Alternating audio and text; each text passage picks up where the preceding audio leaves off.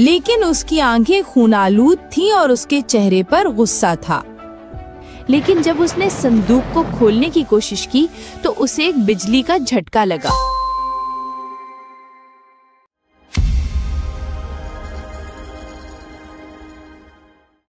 एक छोटे से गांव में, जहां चारों तरफ घने जंगलात और बुलंद पहाड़ थे, एक लालची तांत्रिक रहता था जिसका नाम भैरूनाथ था।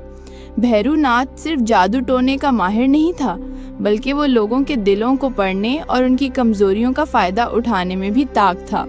वो अक्सर अपने चेलों के साथ गांव में घूमता और लोगों पर अपनी धाक बिठाने की कोशिश करता।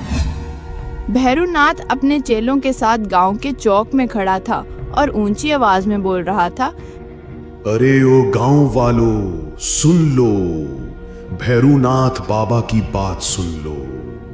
तुम्हारी हर मुश्किल का हल मेरे पास है। दौलत, मोहब्बत, दुश्मनों का खातिमा, सब कुछ, बस मेरे पास आओ और मैं तुम्हारे लिए वो सब कुछ कर दूंगा जो तुम सोच भी नहीं सकते। गांव के लोग खौफ और नापसंदीदगी से उसे देखते, लेकिन कोई भी उसके सामने बोलने की हिम्मत नहीं करता था।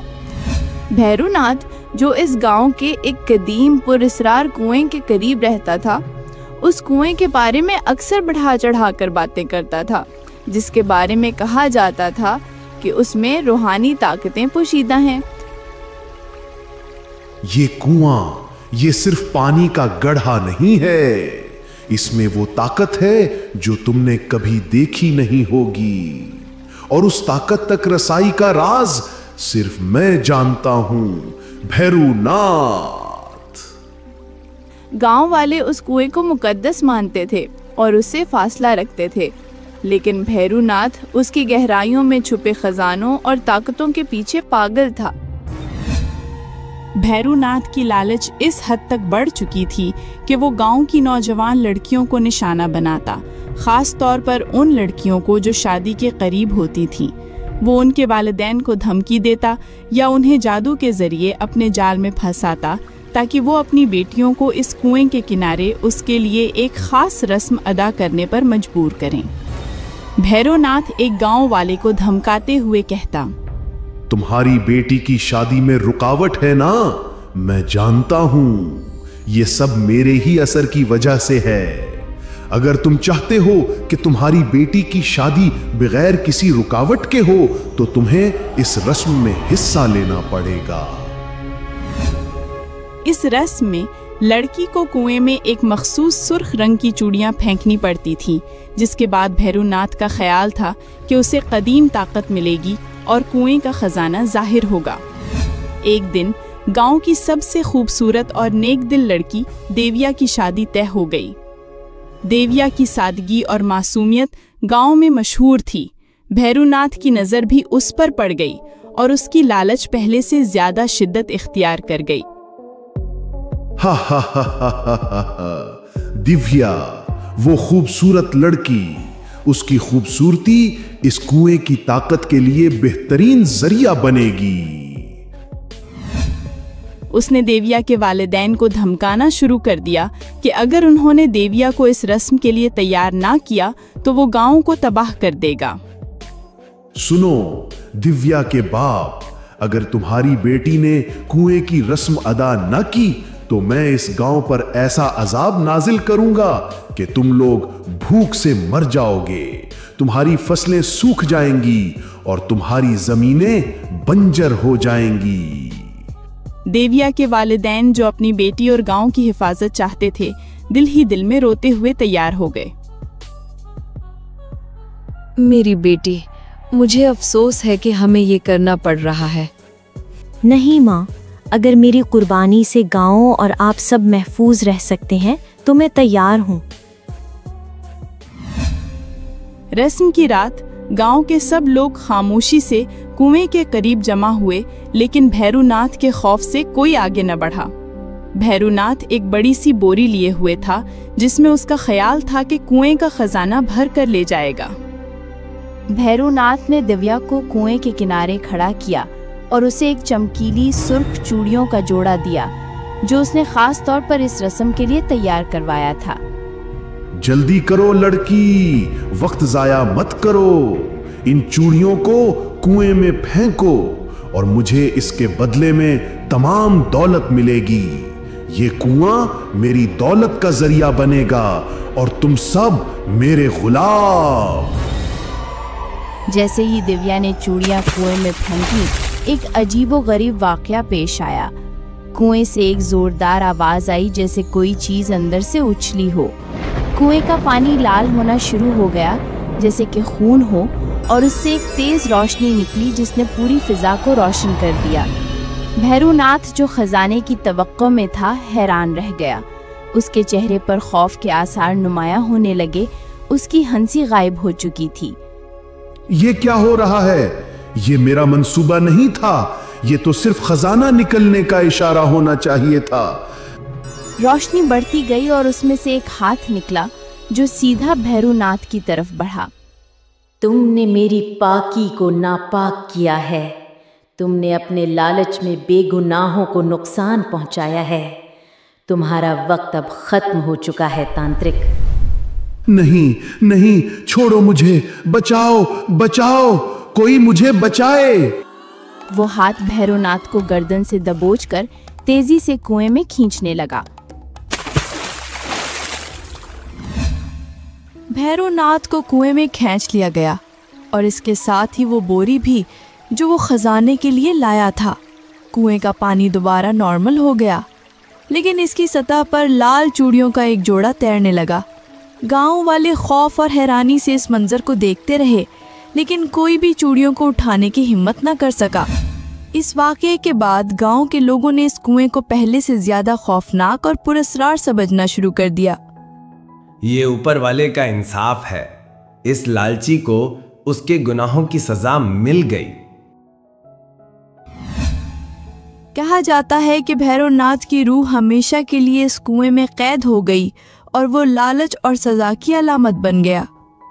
उस दिन के बाद गांव में कोई भी औरत लाल चूड़ियां नहीं पहनती थी, इस खौफ से कि कहीं उन्हें भी कुएं की रूहानी ताकत का सामना न करना पड़े। इस कुएं की कहानियां नस्ल दर नस्ल सुनाई जाने लगी और ये लालची तांत्रिक और पुरस्कार कुएं की कहानी पूरे इलाके में मशहूर हो गई। साल गुजरते गए और गांव की कई नस्लें बदल गईं। कुएं के खौफ के बावजूद कुछ लोग उसे जादुई ताकत का मरकज भी मानने लगे, खास तौर पर वो लोग जो चूड़ियां बनाने और बेचने का काम करते थे। उनका ख्याल था कि अगर कोई खालिस नियत से कुएं को पूजा करे तो उसे खूबसूरत और ताकतवर चूड़ियां बनाने का राज मिल सकता है। मुझे यकीन है कि इस कुएं में कुछ ऐसा है जो मेरी चूड़ियों को खास बना सकता है। अगर मैं इस राज को पा लूं तो मैं दुनिया का सबसे अमीर व्यापारी बन जाऊंगा। एक दिन शहर से एक चूड़ियों की व्यापारी जिसका नाम रेशमा था उस गांव में आई। रेशमा बहुत लालची थी और किसी भी कीमत पर अमीर होना चाहती थी।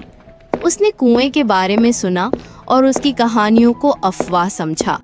उसने सोचा कि कुएं में कुछ खुफिया खजाना है या शायद कोई ऐसी चीज जो उसे बेहतरीन चूड़ियां बनाने में मदद दे। ये गांव वाले सिर्फ डराते हैं। खजाना सिर्फ वहां होता है जहां लोग डरते हैं। मुझे यकीन है कि ये कुआं मुझे दौलतमंद बना देगा। रेशमा ने गांव वालों से कुएं के बारे में मजीद जानने की कोशिश की, लेकिन सब ने उसे खबरदार किया कि वो कुएं से दूर रहे। ये कुआं शापित है बेटी। इसने कई लालची लोगों को निगल लिया है। तांत्रिक भैरवनाथ की आत्मा आज भी वहां भटकती है। इसे छेड़ना मत। हा हा हा, सिर्फ तोहमात। मैं इन फजूल बातों पर यकीन नहीं करती। लेकिन रेशमा ने उन बातों को नजरअंदाज किया और अपनी लालच में अंधी हो गई। एक रात रेशमा चुपके से कुएं के पास पहुंची। उसने देखा कि कुएं से हल्की सी रोशनी निकल रही है। उसे लगा कि ये खजाने की निशानी है। आज रेशमा दुनिया की सबसे अमीर व्यापारी बनेगी। उसने अपने पास मौजूद तमाम लाल चूड़ियां निकाली और उन्हें कुएं में फेंकना शुरू कर दिया। उसका ख्याल था कि ज्यादा चूड़ियां फेंकने से उसे ज्यादा दौलत मिलेगी। ये सब मेरी दौलत, मेरी दौलत। जैसे ही रेशमा ने आखिरी चूड़ी फेंकी, कुएं से एक जोरदार गरज सुनाई दी और पानी पहले से कहीं ज्यादा तेजी से उबलने लगा। पानी की सतह पर एक खौफनाक साया नमूदार हुआ जो एक औरत का था, लेकिन उसकी आंखें खूनालूद थीं और उसके चेहरे पर गुस्सा था। एक और लालची आत्मा, तुमने भी अपने लालच की वजह से इस मुकद्दस जगह को नापाक किया है। तुम्हारा अंजाम भी वही होगा जो भैरवनाथ का हुआ था। साया रेशमा की तरफ तेजी से बढ़ा और उसने रेशमा को उसके तमाम जेवरात और चूड़ियों समेत अपनी गिरफ्त में ले लिया। नहीं, मुझे छोड़ो, मैंने कुछ नहीं किया, मुझे क्यों सजा मिल रही है? लेकिन उसकी आवाज जंगल की खामोशी में गुम हो गई। साया रेशमा को कुएं में खींच ले गया और पानी दोबारा परसुकून हो गया। सुबह जब गांव वालों ने रेशमा को गायब पाया तो उन्हें यकीन हो गया कि वो भी कुएं के शाप का शिकार हो गई है। इस दिन के बाद गांव वालों ने उस कुएं को लालचियों का कब्रिस्तान कहना शुरू कर दिया। मैंने कहा था ना, इस कुएं को कभी छेड़ना नहीं चाहिए। लालच इंसान को अंधा बना देता है और फिर यही अंजाम होता है। लेकिन कहानी यहीं खत्म नहीं होती। एक जवान और बहादुर लड़का जिसका नाम अर्जुन था गांव में आया। अर्जुन एक बाकायदा शिकारी था जो जंगल में रास्ता भटक गया था। वो गांव में आया तो उसे कुएं की कहानियों का पता चला। अर्जुन को लगा कि ये सब तवहमात हैं। उसने कुएं की हकीकत जानने का फैसला किया। ये सब कहानियां हैं। मैंने दुनिया भर की जंगलें छान मारी हैं। ये सब तो हमात हैं। मैं इस कुएं की हकीकत जान कर रहूंगा। बेटा, तुम नहीं जानते कि तुम किस चीज से टक्कर ले रहे हो। ये कुआं सिर्फ कहानियां नहीं, ये हकीकत है। अर्जुन ने गांव वालों से पूछा, क्या किसी ने कभी कुएं के अंदर देखा है? क्या ये वाकई एक पुरस्कार कुआं है या महज एक गहरा गड्ढा? गांव वाले उसे डराने लगे, लेकिन अर्जुन ने फैसला कर लिया था कि वो कुएं के राज को जानकर रहेगा। एक रात अर्जुन अपने साथ एक लंबी रस्सी और मजबूत लालटेन लेकर कुएं के पास पहुंचा। उसने रस्सी को एक करीबी दरख्त से मजबूती से बांधा और आहिस्ता आहिस्ता कुएं में उतरना शुरू किया। अगर वाकई कोई आत्मा है तो मेरे सामने आए। मैं डरने वाला नहीं हूँ। जैसे ही वो नीचे उतरा, उसे एक अजीब सी बू महसूस हुई और कुएं में बहुत ज्यादा अंधेरा था। उसकी लालटेन की रोशनी में अर्जुन ने देखा कि कुएं की दीवारों पर कदीम नक्शो निगार बने हुए हैं। वो नक्शो निगार किसी नामालूम जबान में लिखे गए थे। उसने इन नक्शो निगार को अपने दिमाग में बिठा लिया ताकि बाद में इनका मतलब समझ सके। जैसे ही अर्जुन कुएं की तह तक पहुंचा, उसे एक नर्म रोशनी नजर आई। उसने देखा कि वहां बहुत सी चूड़ियां बिखरी पड़ी हैं, जिनमें से अक्सर लाल रंग की थीं। इन चूड़ियों के दरमियान एक छोटा सा संदूक पड़ा था। अर्जुन ने दिल ही दिल में सोचा कि ये वही खजाना है जिसके बारे में तांत्रिक लालची था। तो ये है वो खजाना, भैरवनाथ का सपना। लेकिन जब उसने संदूक को खोलने की कोशिश की तो उसे एक बिजली का झटका लगा और एक आवाज गूंजी, ये खजाना सिर्फ उनके लिए है जो लालच से पाक हैं। जो लालच में आएगा वो भैरवनाथ की तरह कैद हो जाएगा। अर्जुन हैरान रह गया। उसने महसूस किया कि इस कुएं में कोई शक्तिशाली आत्मा है जो सिर्फ लालची लोगों को सजा देती है।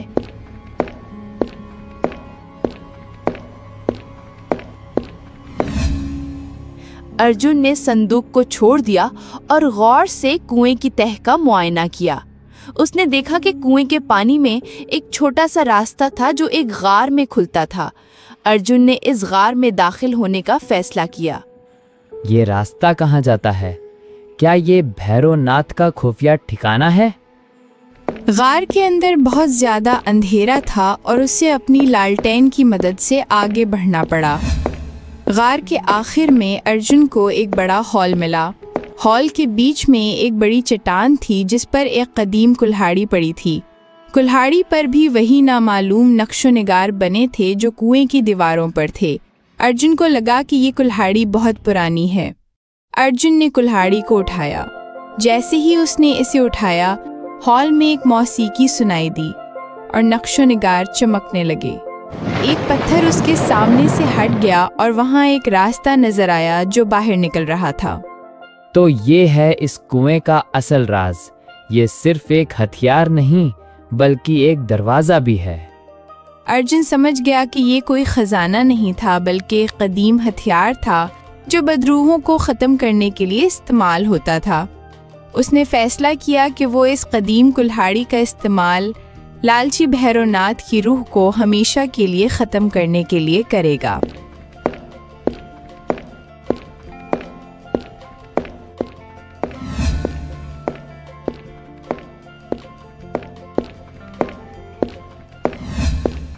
अर्जुन कुएं से बाहर निकला और गांव वालों ने उसे हीरो समझा। अर्जुन, तुम वापस आ गए। तुमने कुएं के राज को जान लिया। क्या वहां खजाना था? खजाना नहीं बल्कि एक सबक। उसने गांव वालों को बताया कि कुएं में कोई खजाना नहीं है बल्कि एक कदीम रूह है जो सिर्फ लालची लोगों को सजा देती है। उसने ये भी बताया कि उसने एक ताकतवर कुल्हाड़ी दरियाफ्त की है जो बुराई को खत्म कर सकती है। तो हम इस श्राप से निजात पा सकते हैं? बिल्कुल। उसने फैसला किया कि वो इस कदीम कुल्हाड़ी का इस्तेमाल भैरवनाथ की रूह को आजाद करने के लिए करेगा ताकि कुआं दोबारा पाकीज़ा हो जाए।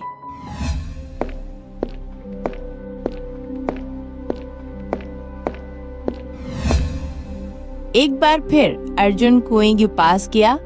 उसने कुएं के लाल पानी को देखा जो भैरवनाथ की लालच की याद दिलाता था। उसने कुल्हाड़ी को उठाया और एक जोरदार वार कुएं के पानी में किया। भैरवनाथ, आज तुम्हारा आखिरी दिन है।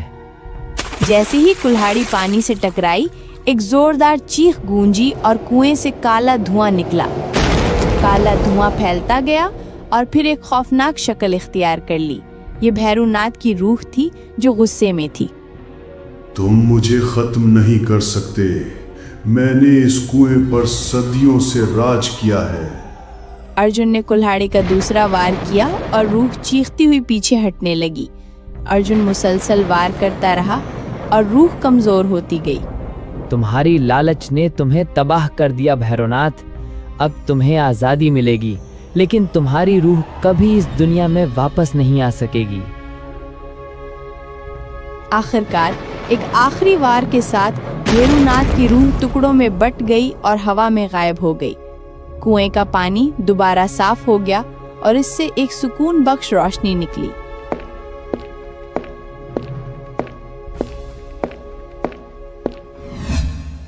गांव वाले बहुत खुश थे कि उन्हें लालची तांत्रिक की लानत से निजात मिल गई। हम आजाद हैं, हम आजाद हैं।